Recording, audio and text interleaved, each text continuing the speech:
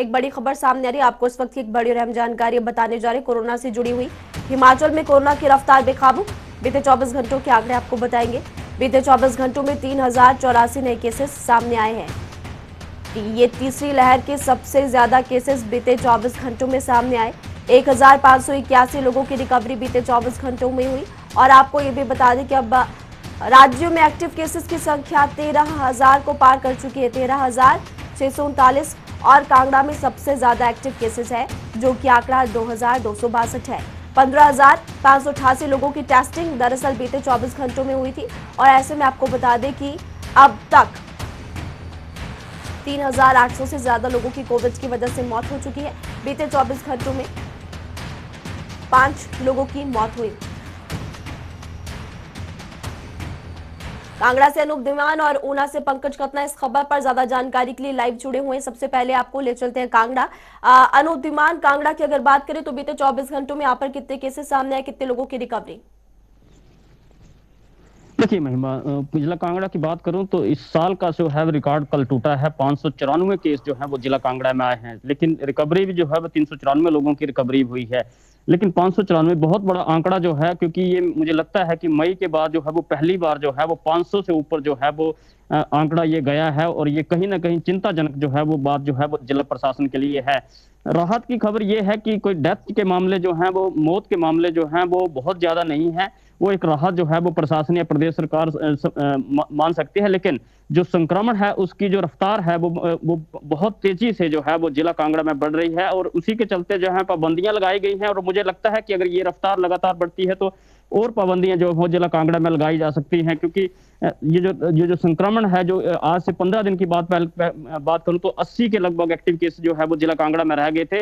वो अब जो है वो 2262 जो एक्टिव केस जो है वो जिला कांगड़ा में है। तो कहीं ना कहीं संक्रमण की रफ्तार जो है वो लगातार बढ़ रही है। और जिला कांगड़ा में जो है वो इसको क्योंकि बहुत बड़ा जिला है, तो अलग अलग सब डिवीजन में जो है वो केसेस आ रहे हैं। कहीं एक इंस्टीट्यूशन में बल्क में कितने जा रहे हैं। तो इस तरह की जो संक्रमण की रफ्तार जो बढ़ रही है, तो मुझे लगता है कि जिला प्रशासन को, अगर इस तरह से संक्रमण की रफ्तार बढ़ती है, तो जिला प्रशासन को जो है वो कुछ सख्त कदम जो है वो जिला में उठाने पड़ सकते हैं। जी महिमा। ठीक है। ऊना से पंकज कतना भी हमारे साथ जुड़े हुए हैं। पंकज, ऊना की अगर बात करें तो यहाँ पर आंकड़ा क्या है, कोरोना की मौजूदा स्थिति क्या है? जी महिमा, आपको बता दूं कि कल स्वास्थ्य विभाग द्वारा 1026 जो है वो सैंपल लिए गए थे, जिसमें से 200 लोग लगभग पॉजिटिव जो है वो आए हैं। उसके अलावा अगर कुल मिलाकर एक्टिव केसों की बात करूं तो यहाँ पर जो आंकड़ा है वो 1384 पहुंच चुका है। जबकि अगर पिछले महीने की बात करें तो मात्र 12 लोग यहाँ पर एक्टिव थे। लेकिन इस महीने जाते जाते आंकड़ा काफी ज्यादा जो है वो बढ़ चुका है। कुल मौतों की संख्या यहाँ पर 265 हो चुकी है। कल भी एक व्यक्ति की मौत जो है कोविड के कारण यहाँ पर दर्ज की गई है। उसके अलावा अगर रिकवरी रेट की बात करूं तो आज दिन तक जब से ये बीमारी चली है तब से 16,433 टोटल केस यहाँ पर आए थे। और उसमें से 14,782 लोगों ने जो है रिकवरी जो है वो प्राप्त की है। और अगर यहाँ पर कोविड की फर्स्ट डोज और सेकंड डोज की मैं बात करूं तो वो भी आंकड़ा लगभग 100% के आसपास पहुंच चुका है। पर लेकिन फिर भी लगातार यहाँ पर कोविड के केस बढ़ रहे हैं। बीते हफ्ते में लगभग 1,000 से ज्यादा मामले जो है जिला ऊना में देखने को मिल रहे हैं। जी, तो केसेस ऊना में भी लगातार बढ़ते जा रहे हैं। और पंकज कतना में जिस तरह से बताया कि ऊना में भी केसेस बढ़ रहे हैं। अनूप धीमान, कांगड़ा की अगर बात करें, क्योंकि केसेस यहां पर भी लगातार बढ़ते जा रहे हैं, क्या ऐसी जानकारी मिल रही है कि पाबंदियां और ज्यादा बढ़ सकती है? देखिए, अभी तक तो ऐसी कोई जानकारी नहीं है महिमा, क्योंकि पाबंदियां बढ़ाने की कोई बात की गई हो। क्योंकि जब भी हमारी जिला प्रशासन से बात हुई तो जिला प्रशासन जो है उनका साफ कहना है कि हम पहले संक्रमण की कितनी रफ्तार बढ़ती है। क्योंकि पिछले कुछ दिन में देखा गया, पिछले 3 से 4 दिन में देखा गया कि एक जो एक्टिव केसेस का आंकड़ा है वो 2000 के आसपास जो है वहां पर रुक गया है। 2200 के बीच में ये आंकड़ा रह रहा है। लेकिन जिस हिसाब से कल केसेस आए हैं, क्योंकि कल 600 के आसपास केसेस आ गए हैं, हालांकि रिकवरी भी बहुत ज्यादा है, लेकिन फिर भी अगर ये केसेस अगर बढ़ते हैं तो मुझे लगता है कि जिला प्रशासन को इस बारे में सोचना पड़ेगा। क्योंकि आज मुख्यमंत्री भी धर्मशाला में होंगे, तो हो सकता है शाम को जो है वो एक मीटिंग जो है वो डीसी के साथ हो सकती है, क्योंकि आज संक्रमण के मामले बढ़ते हैं। तो मुझे लगता है कि कहीं ना कहीं सख्ती जो है वो जिला प्रशासन कर सकता है जिला कांगड़ा में। जी सख्ती कहीं ना कहीं बढ़ाई जा सकती है। और ऊना की अगर बात करें तो वैक्सीनेशन को लेकर क्या जानकारी है पंकज कतना? क्या वैक्सीन किशोरों का टीकाकरण अभियान पूरा हो चुका है? इसके अलावा बूस्टर डोज के बारे में क्या जानकारी? महिमा, जहां तक बूस्टर डोज की बात है, जो फर्स्ट वॉरियर्स है हमारे, उनको बूस्टर डोज का जो है वो लगानी शुरू कर दी गई है। हालांकि जो जिनकी एज 60 वर्ष से ऊपर है उनको भी बूस्टर डोज जो है यहाँ पर देनी शुरू कर दी गई है। पर लेकिन स्कूल बंद होने के बावजूद भी कई स्कूलों में अभी भी प्रशासन द्वारा बच्चों को बुलाया जा रहा है, उनको वैक्सीनेशन यहाँ पर करवाई जा रही है। रही बात पाबंदियों की, तो मुझे लगता है कि जिस प्रकार से कल प्रदेश के मुख्यमंत्री का भी बयान आया है कि आने वाले समय में अगर और केस बढ़ते हैं तो पाबंदियां हिमाचल गवर्नमेंट जो है वो और लगा सकती है। ठीक है, पाबंदियां और ज्यादा ऊना जिला में भी लगाई जा सकती है। अनूप धीमान, जिस तरह से कांगड़ा संक्रमण के मामले में नंबर 1 पर है, सबसे ज्यादा केसेस यहाँ पर बढ़ रहे, एक्टिव केसेस की संख्या भी तेजी के साथ बढ़ रही है, यहाँ के स्थानीय लोगों का क्या कहना है इसको लेकर? देखिए, कहीं महिमा में बात करूं तो क्योंकि इस बार जो देखा गया है कि जो हॉस्पिटलाइजेशन रेट है वो मात्र आधा प्रतिशत के आसपास है, जो एक राहत की बात है। और उसी को लेकर के जो जिला कांगड़ा में आप देख सकते हैं कि बेशक ये संक्रमण बढ़ रहा है, लेकिन कहीं ना कहीं लोग जो हैं वो उतनी चिंता में नहीं है जितने मई 2021 में जो डेथ का आंकड़ा था वो जिला कांगड़ा में बहुत ज्यादा था। 2.30 के आसपास जो प्रतिशत जो है वो जिला कांगड़ा में मौत का आंकड़ा था। लेकिन इस बार जो है वो मौत जो है वो नाम मात्र के बराबर है, कोई इक्का दुक्का मौत जो हुई है वही हुई है, बाकी मौत का आंकड़ा नहीं है। तो कहीं ना कहीं जो स्थानीय लोग हैं वो भी राहत जरूर महसूस कर रहे हैं, क्योंकि जो अभी संक्रमण हो रहा है, लोग होम आइसोलेशन में ठीक हो रहे हैं, तो लोग इस चीज को इस तरह से देख रहे हैं। बाकी क्योंकि अभी शादियों का दौर शुरू हो गया है, तो एक अलग से लोगों को इस बारे में सोचना पड़ेगा, क्योंकि अगर शादियों में इस तरह से जो धाम का आयोजन होता है, इस तरह से आयोजन अगर लगातार चलते रहेंगे तो मुझे लगता है ये संक्रमण जो है बढ़ सकता है। तो कहीं ना कहीं लोग जो हैं वो इस बारे में बिल्कुल सचेत हैं, लेकिन मौत का आंकड़ा नहीं है, होम आइसोलेशन में लोग ठीक होते हैं, तो कहीं ना कहीं लापरवाही भी लोगों की तरफ से रह रही है। जी मैं ठीक है, आपने जानकारी दी कि वो सेकंड वेव का जो नजारा था वो भुलाए नहीं भूलता, क्योंकि उसकी वजह से सभी लोग परेशान हुए थे। हालांकि लोग अभी भी कहीं ना कहीं लापरवाही बरत रहे हैं। ऊना की अगर बात करें पंकज कतना, क्या ऊना के लोग भी इसी तरह से थोड़ी बहुत लापरवाही बरत रहे हैं या फिर वहां पर लोग पूरी तरह से कोविड नियमों का पालन कर रहे हैं? देखिए, जहां तक लापरवाही की बात है तो ऊना के लोग थोड़े सतर्क हैं, पर लेकिन फिर भी कहीं ना कहीं जो बाहर से आसपास के गांव से लोग जब ऊना पहुंचते हैं तो वहां पर पुलिस का डंडा चलता हुआ साफ तौर पर दिखाई देता है, क्योंकि चालान जो है वो पुलिस करके उनको चालान तो कर रही है, साथ में एक एक मास्क भी जो है वो दे रही है और हिदायत दे रही है कि आप कृपया मास्क लगाएं।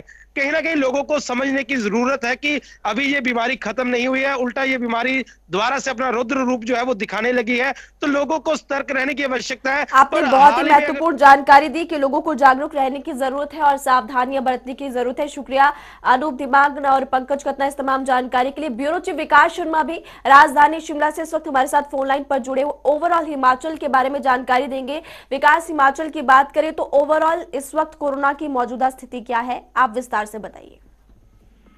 बिल्कुल, देखिए, कोरोना संक्रमण जो है जिस तरह से तेजी से फैल रहा है और हम देख रहे हैं पिछले एक हफ्ते में ही जिस तरह से लगातार मामले जो है वो सामने आ रहे हैं और जिस तरह की तेजी जो है वो आई है, 10,000 से ज्यादा मामले जो है बीते 5 दिनों में आए हैं। ऐसे में मौत का आंकड़ा अगर देखें तो बीते 2 दिनों में ही 11 लोगों की मौत हो चुकी है। और अब स्वास्थ्य विभाग की चिंता बढ़ गई है, राज्य सरकार की चिंता इस बात को लेकर बढ़ गई है कि आखिर किया क्या जाए, इस समाधान इसका क्या है। क्योंकि अभी जो जानकार हैं और जो रिपोर्ट्स हैं, जो डॉक्टर्स की तरफ से भी कहा जा रहा है कि अभी पीक आना बाकी है। पीक आना बाकी है का मतलब क्या रह जाता है ये खुद समझ सकते हैं। तो ऐसे में लगातार केसेस बढ़ रहे हैं। हिमाचल प्रदेश में भी बीते 24 घंटों में रिकॉर्ड आंकड़ा जो है वो 3084 लोग जो हैं वो पॉजिटिव आए हैं इस कोरोना संक्रमण से। ऐसे में शिमला अब सबसे पहले नंबर पे है, जहां पर बीते 24 घंटों में 644 रिकॉर्ड नए मामले जो हैं वो सामने आए हैं। शिमला पहले नंबर पे आया है, जहां कांगड़ा पहले नंबर पर था। अब शिमला के बाद दूसरे नंबर पर कांगड़ा है, जहां पर कांगड़ा में 594 नए मामले बीते 24 घंटों में आए हैं। जी, डराने वाली परिस्थितियां जो है वो जैसे बनी आपने जानकारी दी विकास की नंबर 1 पे अब शिमला आ चुका है, इसका मुख्य कारण क्या माने? क्या राजधानी शिमला के लोग खुद लापरवाही बरत रहे, या फिर एक बड़ा कारण ये भी माने क्योंकि बीते दिनों देखा गया था पर्यटकों की संख्या बढ़ गई थी और स्थानीय लोग भी बड़ी भीड़ वहां पर जुटी थी राजधानी शिमला के रिज मैदान पर? विकास, आप बिल्कुल देखिए, बिल्कुल वाजिब सवाल आपने पूछा है कि क्या कारण है, किस कारण से इतने मामलों में जो बढ़ोतरी यहाँ पर हो रही है। देखिए, टूरिस्ट और टूरिज्म जो है वो मुख्य कारण हो सकता था, लेकिन वो इस वजह से नहीं कहा जा सकता क्योंकि उनकी सैंपलिंग कहाँ होती है, उनकी टेस्टिंग कहाँ होती है। तो मुझे नहीं लगता कि पर्यटन व्यवसाय या पर्यटन जिस तरह से हिमाचल प्रदेश में आता है, पर्यटक हिमाचल प्रदेश में आता है, उसकी टेस्टिंग होगी तभी तो इस बारे में पता चल पाएगा कि क्या वो इन्फेक्टेड है या वो नहीं है। क्योंकि टूरिस्ट जो है वो ज्यादा से ज्यादा 2 या 3 दिन या 4 दिन के लिए हिमाचल आता है, जगह जगह रुक करता है और वहां से फिर वो वापस निकल जाता है। तो ऐसे में ये कहना बिल्कुल मुमकिन नहीं होगा, वाजिब नहीं होगा कि हिमाचल प्रदेश में जो टूरिस्ट आ रहा है वो संक्रमण लेकर आ रहा है, यहाँ देता है, इस चीज को कोई आइडेंटिफाई नहीं करता, जिसकी वजह से ये कहा जा रहा है। लगातार ये मांग जो है वो की जा रही है, चाहे वो विपक्ष की तरफ से करें या फिर अन्य जो लोग हैं जो ये कह रहे हैं कि बॉर्डर पे आप कम से कम सावधानी बरतें, एक रजिस्ट्रेशन करें और एक बायोडाटा जो है वहां पर तैयार करें, डाटा तैयार करें कि कौन हिमाचल प्रदेश में आता है।